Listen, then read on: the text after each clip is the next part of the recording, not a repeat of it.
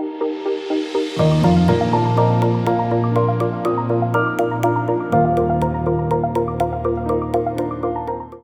let's talk a little bit about machine maintenance and cleaning your machine.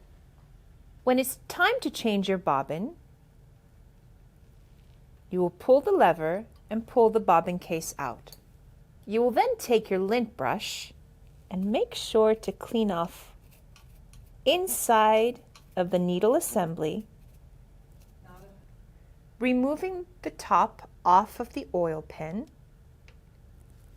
You will place 1 drop of oil on the bobbin hook. It is very important that this is done after every bobbin change. Placing a full bobbin in the bobbin case,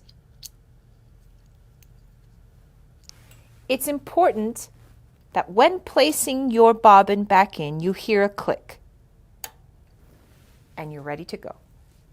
When cleaning your machine, remember to power it off.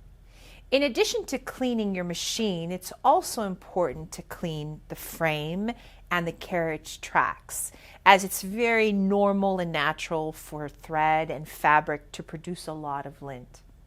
Taking a soft piece of batting or fabric, simply wipe from edge to edge the tracks on the frame and on the carriage, as well as the tiny nooks located on the wheels of the machine and the wheels on the carriage.